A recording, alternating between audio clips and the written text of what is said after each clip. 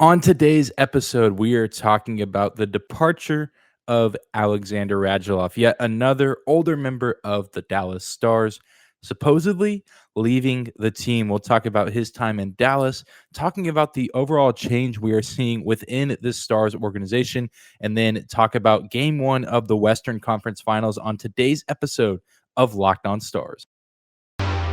You're Locked On Stars, your daily podcast on the Dallas Stars.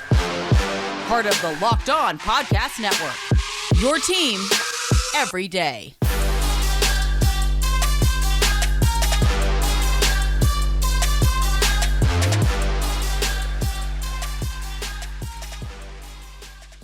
Howdy there, Stars fans. Welcome back to the Locked On Stars podcast, the only daily podcast covering the Dallas Stars, part of the Locked On Podcast Network, your team every day. I'm your host, Dane Lewis, your local expert on all things Dallas Stars hockey, credentialed member of the Dallas Stars media, coming to you on this Wednesday, June 1st. Happy June, everybody.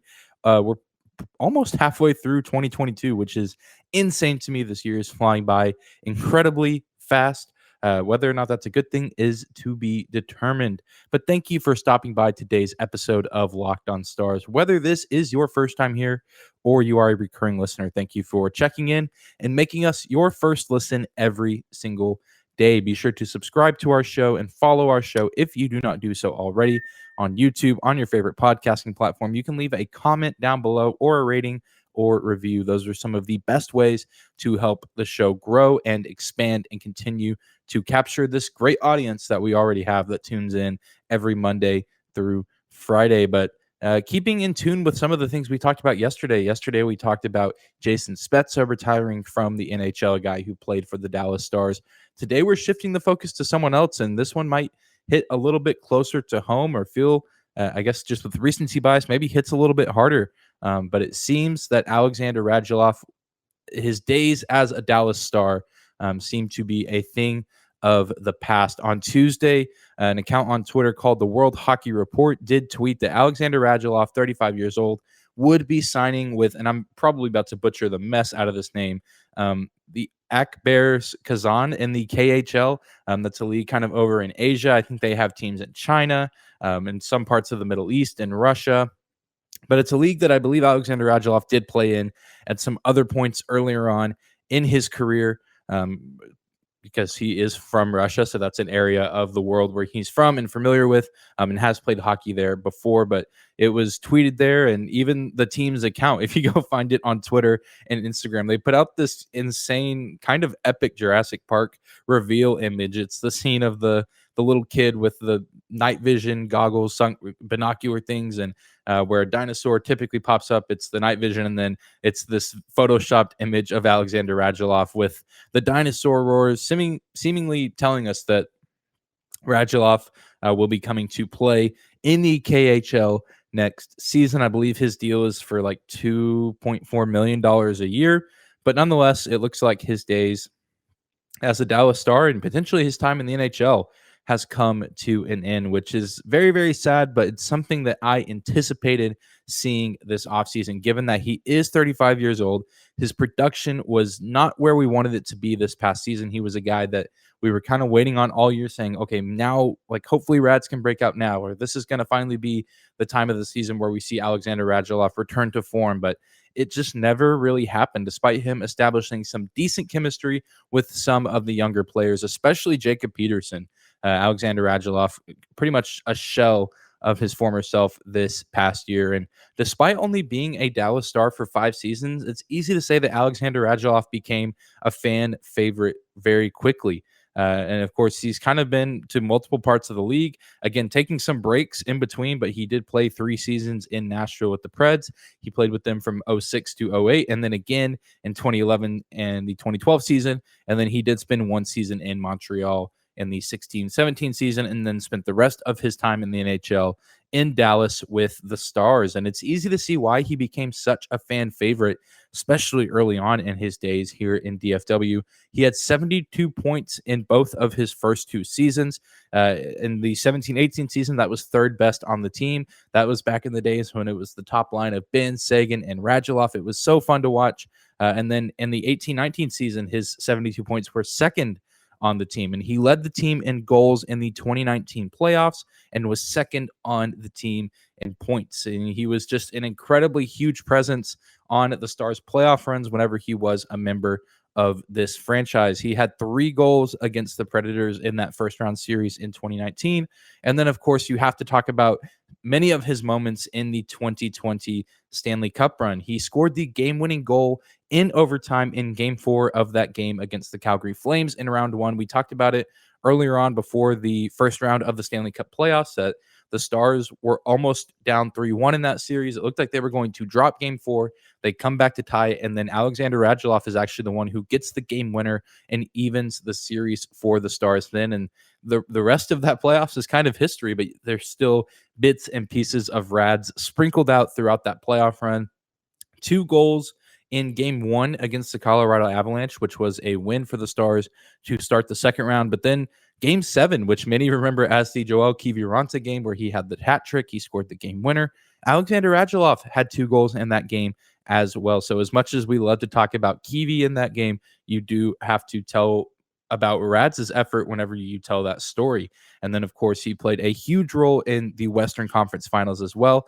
He scored the game-winning goal in overtime in Game 3 against the Vegas Golden Knights, a series that was tied 1-1 at the time, but he gets the Stars over the hump in Game 3, and then Dallas would go on to win the next 2 games of that series and advance to the Stanley Cup playoffs. So Alexander Radulov, just a huge presence on this team, an incredibly clutch playoff performer while wearing a Stars sweater.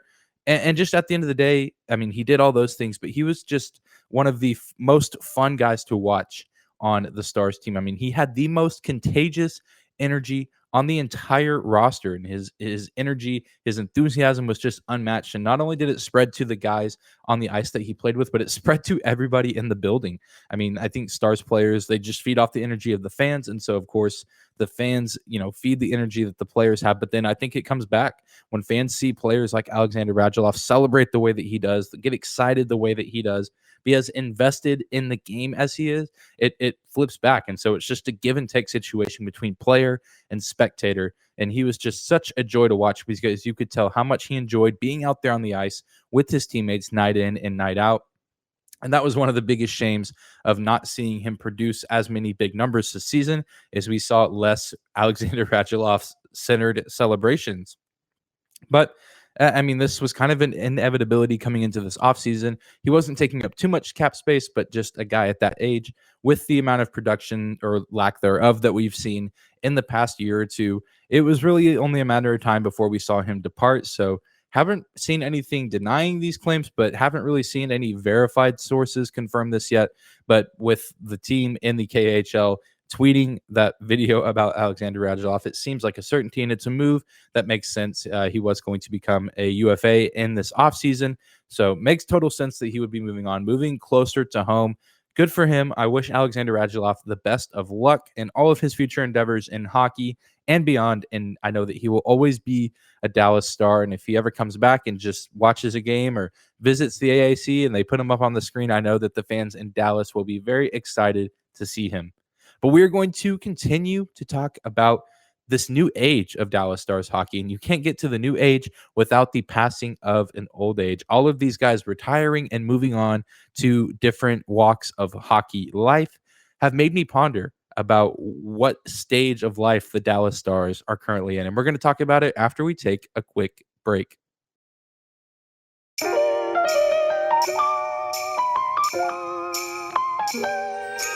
Today's episode of Locked On Stars is brought to you by Rock Auto. With the ever-increasing numbers of makes and models, it's now impossible for your local chain auto parts store to stock all the parts that you need.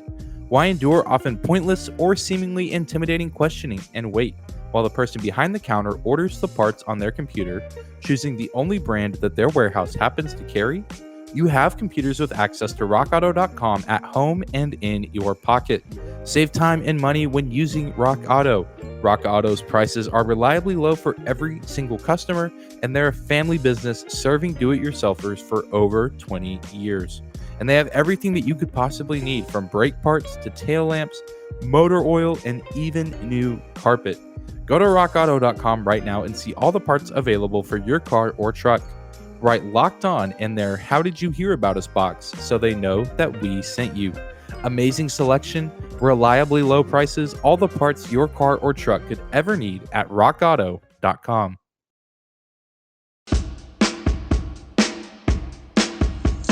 And we're moving on this Wednesday episode of Locked On Stars. Thank you again for stopping in and making us your first listen of the day. And this is kind of a sad inevitability of hockey that we've seen the past few days with the retirement of Jason Spezza. We see Alexander Radulov seeming to depart from the Dallas Stars. It's something that happens in sports every year. We see players retire. We see players move on to different areas of the sporting life or ultimately retirement. And it's just kind of a bitter pill to swallow. But it's really just kind of made me think, and I know we've talked about it, but I'm just realizing it even more and more that we are truly moving into a new age of the NHL, but especially a new age of Stars hockey. I mean, it's just changing before our eyes. You look in 2011 and 2012, I mean, 10 years ago or 10 seasons ago, if you will, how completely different this team looked. I mean, Louis Eriksson led the team in points that season. Jamie Benn was on the roster, a still relatively new Jamie Benn. Brendan Morrow on that team. Mike Ribeiro on that team.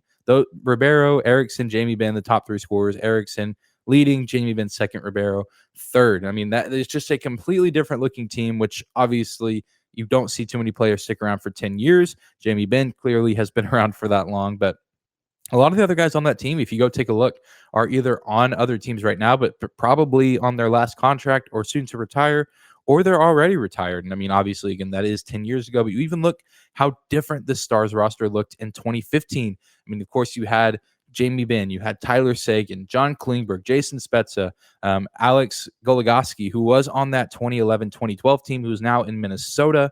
On the last legs of his career, you had Anton Rosell, you had Janmark, you had a young Esa Lindell, Radek Faksa, Jamie Alexiak, the big rig, you had Steven Johns on that team. So, I mean, a lot of these guys that even up till last year, some of these guys still on the Stars, some of these guys still in the league, but a lot of those names that I just threw out either are no longer on the Stars, or if they are, they're not quite the player that they used to be. And again, this is just in hockey's nature for many guys to come and go. We see guys move around the league all the time. Really, the guys that stay long-term are the true superstars, or the guys that are supposed to be franchise players. Your Connor McDavids, your Alexander Ovechkins, your Sidney Crosbys, your Nathan McKinnons, those kind of guys. I mean, you see those guys stay long-term, but everyone else, as sad as it is, they're somewhat expendable, and they're guys that you can look to move off of pretty easily in order to make room for something that's new. But there's just something about those early to mid to late 2010 teams. So I guess kind of those 2010 teams with the Dallas Stars that were so fun to watch. And maybe it's for me just because that's kind of when I started getting into hockey. It wasn't something I watched when I was a really little kid.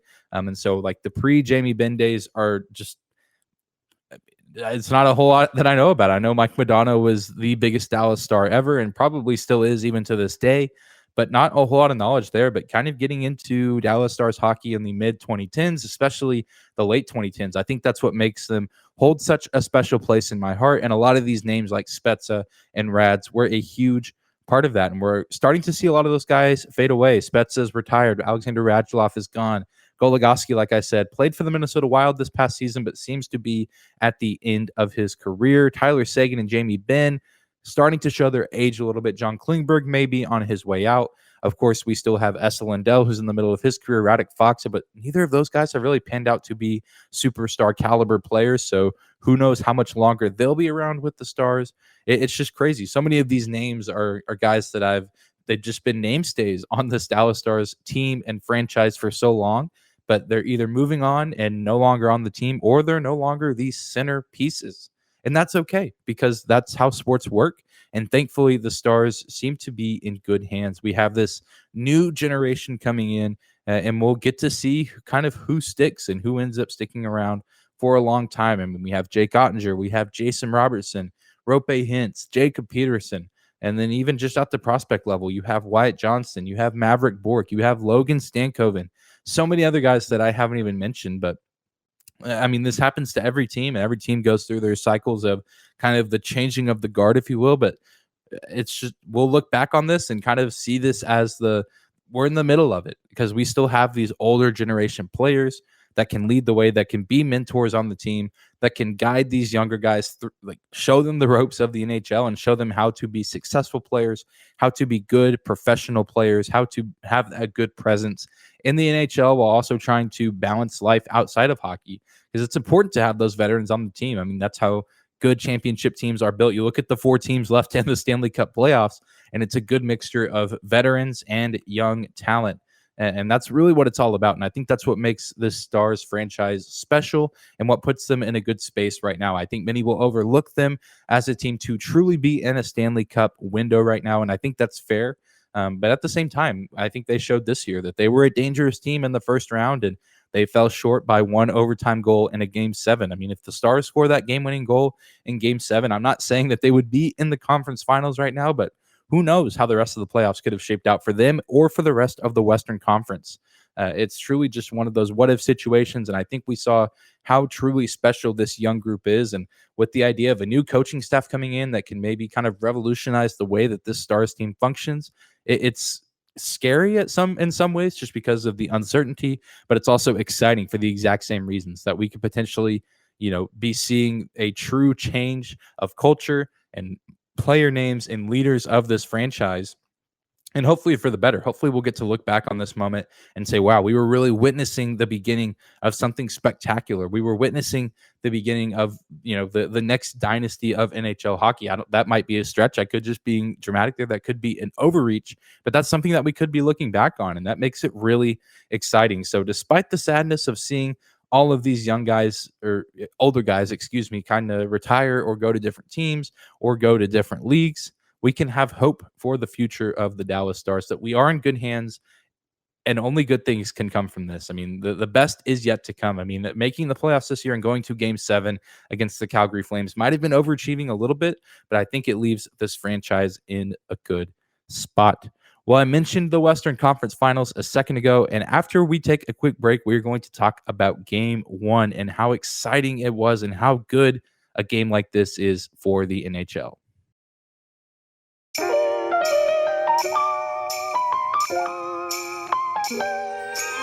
Today's episode of Locked On Stars is brought to you by BetOnline.net. Our partners at BetOnline continue to be the #1 source for all your betting needs and sports info. Find all the latest odds, news, and sports developments, including this year's basketball playoffs, Major League Baseball scores, fights, and even next season's NFL futures. BetOnline is your continued source for all your sports wagering information, from live betting to playoffs, esports, and more. If you want to bet on the Stanley Cup playoffs, BetOnline.net is the place to do it. Bet the over on the Avs Oilers series, and I would bet the under on the Rangers Lightning series with Shesterkin and Vasilevsky. You can bet on NBA playoffs, the NBA finals rather, Celtics and Warriors. You can bet on Major League Baseball games. It's all at betonline.net. You can head to their website today or use your mobile device to learn more about the trends and action. betonline.net, where the game starts.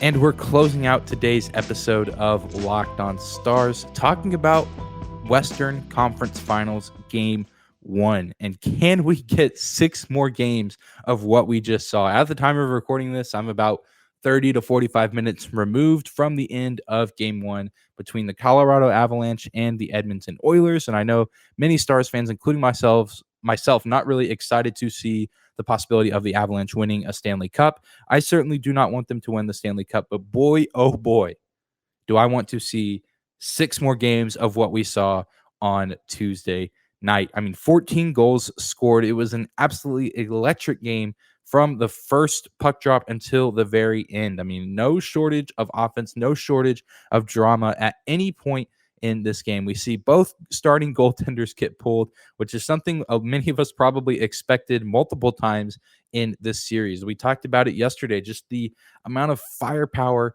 in this offense. It is absolutely mind-boggling. And then you look at the Eastern Conference Finals, and it's probably a different expectation I mean, you just look at this Edmonton Oilers team. They've seen 59 goals total in their last 6 games. Josh Bogorod tweeted that out.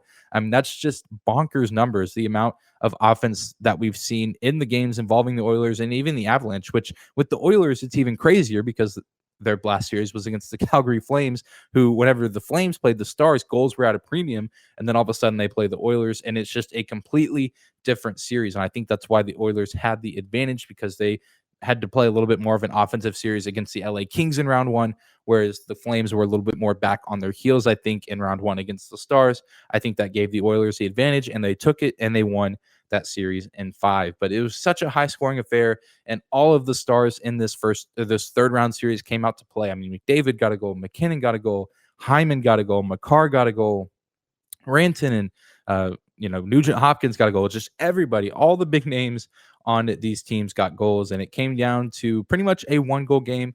It was an 8-6 final, but that last one, an empty netter from Landeskog, but just everything you could have wanted in game 1 of this series. And, I say give us all the offense in this series and leave the good defense and goaltending to the Eastern Conference Finals, which will be played tonight.